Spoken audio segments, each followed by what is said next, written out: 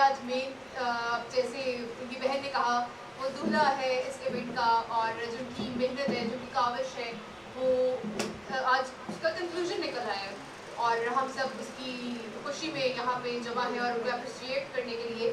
تو میرا خیال ہے اب تعارف عامر صاحب کا اتنا وہ کروا دیا، ان کی بہن نے کروا دیا، اور بھی یہاں پہ سب نے. لیکن ایک چھوٹی سی بات جو ہے وہ میں بتاتی چلوں، مین پوائنٹ ان کے لیے، کہ انہوں نے پروپیگنڈا جو اسلام کے خلاف جو گروپس ہو رہے تھے، جو پروپیگنڈا کر رہے تھے، اس میں وہاں پہ ان کو جوائن کیا، ان لوگوں کی مس انڈرسٹینڈنگس کو دور کیا، اور پھر کرسچنس یا نان مسلمس کو انہوں نے مسلمان کیا. اور یہ صرف ایک جگہ پہ نہیں، ڈفرینٹ ریجن سے وہ تعلق رکھتے ہیں. ایک لسٹ بن جائے گی، میرا خیال ہے یہی بتانا کافی رہے گا. اور کافی عرصے سے وہ اس چیز کے اوپر محنت کر رہے تھے، اور وہ اس چیز کو ایک شکل میں لے کر آنا چاہ رہے تھے، اور وہ آج ہم یہاں پہ اس پہ اسی شکل جو آپ سب کے ہاتھ میں موجود ہے، وہ کتاب 224 احکامات. تو میرا خیال ہے اب ہم نے یا ہم سب یہاں پہ جو اسپیکرس تھے، سب سے پہلے ان کا بہت شکریہ جنہوں نے گفتگو کی اس محفل یہ جو ہم نے سیریمنی یہاں پہ آرگنائز کی. اب ہم مین جو ہمارے دلہا ہیں ان کو انوائٹ کرتے ہیں، مسٹر عامر قمر ملک صاحب، اور ان کی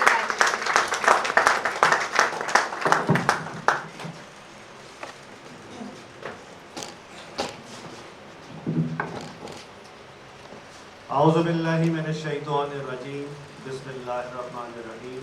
السلام علیکم ورحمۃ اللہ وبرکاتہ. سب سے پہلے میں بہت مشکور ہوں ہمارے جو چیف گیسٹ ہیں ان کا، اس کے بعد تمام اسپیکرس کا، اور اس کے بعد آپ تمام فیملیز کا کہ جو آپ سب لوگ یہاں پہ آئے، جن کے دوست احباب ہیں وہ سب لوگ یہاں پہ آئے، اپنے قیمتی وقت میں سے وقت نکال کر آئے. آپ سب کا بہت بہت شکریہ. اور ہماری انٹرنیشنل اسلامک گائیڈنس سینٹر کے تمام ممبرس، جس پہ ہر ممبر نے اپنی کنٹریبیوشن دی اور اس سیریمنی کو کامیاب کرنے کی بھرپور کوشش کی. آپ سب کا بہت شکریہ. ہم سب مسلمان، جتنے بھی مسلمان اس دنیا میں ہیں، ہم سب لوگ خوش قسمت نہیں بلکہ خوش قسمت ترین قوم ہے، خوش قسمت ترین امت ہے. کیوں؟ کیونکہ اللہ سبحانہ و تعالیٰ نے ہمیں مسلمان گھرانے میں پیدا کیا. We are born Muslims. اس اتنی بڑی بلیسنگ کا، اتنی بڑی جو رحمت ہے، اس کا ہم اندازہ کس طرح لگا سکتے ہیں کہ اگر ہم کسی ہندو کے گھر پہ پیدا ہوتے تو ہم بتوں کو پوج رہے ہوتے، یا اگر ہم کسی کرسچن کے گھر میں پیدا ہوتے تو ہمارا جو کانسیپٹ ہوتا وہ 3 in 1 کا ہوتا، father son and holy spirit, یا باپ بیٹا اور روح القدس. جبکہ اللہ سبحانہ و تعالیٰ نے قرآن میں بڑے واضح طور پہ فرما دیا ہے سورہ لقمان آیت نمبر 13 میں کہ جس نے شرک کیا اس نے یقیناً بہت بڑا ظلم کیا.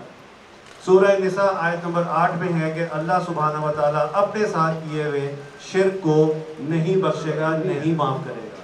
تو اس حوالے سے اللہ سبحانہ و تعالیٰ کا ہم پر یہ بہت بڑی نعمت ہے، رحمت ہے کہ ہمیں مسلمان گھرانے میں پیدا کیا.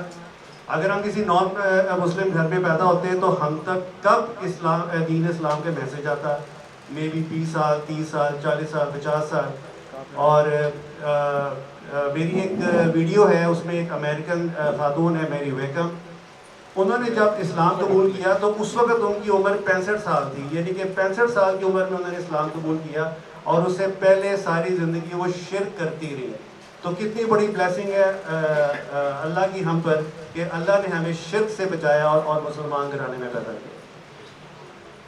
بحیثیت مسلمان ہمارے گھر میں ایک ایسی کتاب موجود ہے جس میں زندگی گزارنے کے تمام طریقے ڈیٹیل سے موجود ہیں. سوال یہ ہے کہ کیا ہم نے وہ کبھی کتاب سمجھ کر پڑھی؟ اور وہ کتاب کون سی ہے؟ وہ ہے اللہ کا کلام قرآن مجید. کیا ہم جانتے ہیں کہ سورہ البقرہ میں کتنے حکم ہیں؟ سورہ آل عمران میں کتنے حکم ہیں؟ سورہ نساء میں کتنے حکم ہیں؟ پورے قرآن میں کتنے حکم ہیں؟ کیا ہم جانتے ہیں؟ معذرت کے ساتھ، بہت معذرت کے ساتھ، ہم دنیا کا کوئی بھی کتاب، اگر اس کی ناول کی اگر کتاب ہو تو وہ ہم سمجھ کے پڑھتے ہیں. اسکول، کالج، یونیورسٹی کی کوئی کتاب ہو وہ ہم سمجھ کے پڑھتے ہیں. فیس بک پہ آئی ہوئی ہر پوسٹ ہم سمجھ کے پڑھتے ہیں. واٹس ایپ پہ آئی ہوئی ہر انفارمیشن ہم سمجھ کے پڑھتے ہیں. قرآن ایک ایسی کتاب ہے جو دنیا میں سب سے زیادہ پڑھی جانے والی کتاب اور سب سے زیادہ بغیر سمجھے پڑھی جانے والی کتاب. کیا ہم بھی انہی مسلمانوں کی لسٹ میں شامل ہونا چاہتے ہیں جو اس قرآن کو بغیر سمجھے اس دنیا سے چلے گئے, فوت ہو گئے؟ کیا ہم بھی اسی لسٹ میں شامل ہونا چاہتے ہیں؟ قیامت والے دن just think for a second کہ اگر اللہ سبحانہ و تعالیٰ نے اگر ہم سے ایک سوال کر لیا کہ ہم نے ایک کتاب نازل کی تھی رسول اللہ صلی اللہ علیہ وسلم پر, تو کیا آپ نے وہ کتاب سمجھ کر پڑھی تھی؟ تو ہم اس وقت کیا جواب دیں گے؟ سورہ فرقان آیت نمبر 30 میں ہے, غور سے سنیے گا.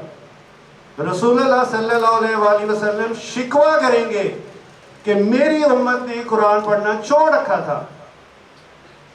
تو برائے مہربانی ہمارے پاس ابھی بھی ٹائم ہے کہ ہم دوبارہ قرآن کی طرف واپس آئیں اور ہم قرآن کو سمجھ کر پڑھیں.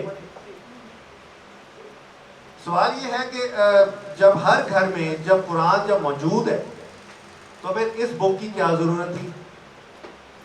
کیا ضرورت تھی کہ میں نے اس میں جو ہے وہ تین سال لگائے اور اس کتاب کو جو ہے وہ میں نے کمپائل کیا؟ اس کی کیا ضرورت تھی؟ قرآن میں ایک آیت ہے کہ ہم نے انسانوں کو پیدا صرف اس لیے کیا کہ وہ میری عبادت کریں. The question is, what is the meaning of worship? عبادت کسے کہتے ہیں؟ عبادت کا مطلب کیا ہے؟ عبادت کا مفہوم کیا ہے؟ آپ کو یاد ہوگا کہ پاکستانی کرنسی کی بیک سائڈ پہ ایک عبارت لکھی ہوتی تھی, رزق حلال عین عبادت ہے. رزق حلال عین عبادت ہے. اس کا کیا مطلب ہے کہ آپ نے جو پیسہ آپ نے کمانا ہے وہ آپ نے حرام نہیں آپ نے کمانا, حلال طریقے سے کمانا ہے. تو رزق حلال جب آپ کمائیں گے تو اس میں آپ کی جو ہے وہ محنت بھی ہوگی, آپ کی مشقت بھی ہوگی. تو اگر آپ 9 گھنٹے آپ اگر نوکری کر رہے ہیں, 9 گھنٹے آپ اگر جاب کر رہے ہیں, تو آپ مسلسل عبادت میں مصروف ہیں. اگر آپ 12 گھنٹے 13 گھنٹے کاروبار کر رہے ہیں, بزنس کر رہے ہیں, تو آپ مسلسل عبادت میں مصروف ہیں, کیونکہ عبادت کا مطلب ہے اللہ کے احکامات پر عمل کرنا. تو اب ہم اس آیت کو اس طرح سمجھتے ہیں کہ اللہ سبحانہ و تعالیٰ نے فرمایا کہ ہم نے انسانوں کو صرف اس لیے پیدا کیا کہ وہ میرے احکامات پر عمل کریں, یعنی کہ میری عبادت کریں, مینس کہ میرے احکامات پر عمل کریں. یہ جو بک ہے اس کو کمپائل اس طرح کیا گیا ہے کہ مثال کے طور پہ سورہ نساء آیت نمبر 1, رشتے ناطے توڑنے سے بچو. یہ اس کی ہیڈنگ آ گئی اردو میں اور انگلش میں ریڈ کلر میں. اس کے بعد آیت کا ریفرنس, اس کے بعد پھر عربک میں آیت, پھر اردو میں ترجمہ, پھر انگلش میں ترجمہ, اس کے بعد پھر کمانڈ نمبر 2, کمانڈ نمبر 3. اور اس میں جو ہے وہ 3 لینگویجز ہیں, انگلش, اردو اینڈ عربک. کوشش کی گئی ہے کہ اس کو آسان سے آسان کیا جائے اور احکامات لوگوں تک پہنچائے جائیں.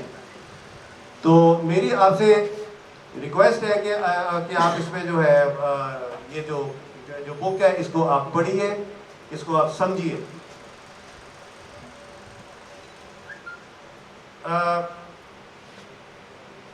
اللہ سبحانہ و تعالیٰ نے فرمایا کہ میرے احکامات کو سب سے پہلے پڑھو, پھر سمجھو, پھر اس کو اپنی زندگی میں قائم کرو اور اس پہ عمل کرو.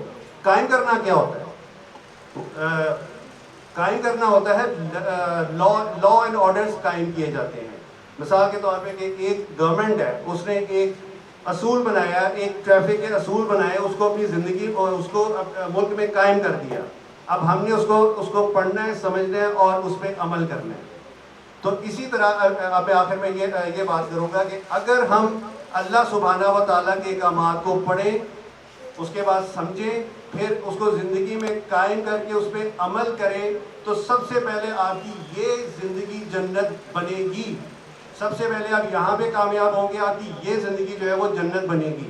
مرنے کے بعد یہی احکامات آپ کو اللہ سبحانہ و تعالیٰ کے فضل سے ہمیشہ کی جو ہے جنت اس میں لے جائیں گے.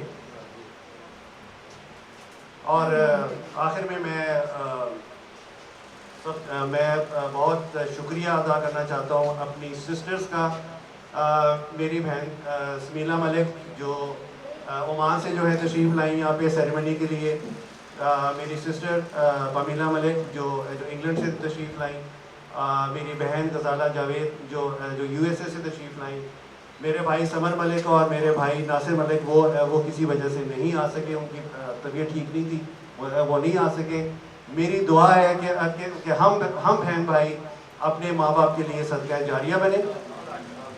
اور میں سلوٹ کرتا ہوں اپنے اس عظیم ساتھی کا جو میرے ماں باپ کے بعد مجھے ایک ایسا ساتھی ملا جو 26.5 سال سے میرے ساتھ ہے, جس نے میرا کبھی حوصلہ نہیں ٹوٹنے دیا. میرے اوپر بہت سارے چیلنجز آئے, میرا حوصلہ نہیں ٹوٹنے دیا.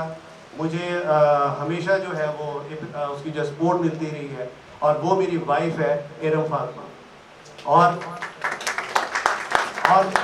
میرے بچے تراب عامر, میری بیٹی فضا عامر اور زرگام عامر.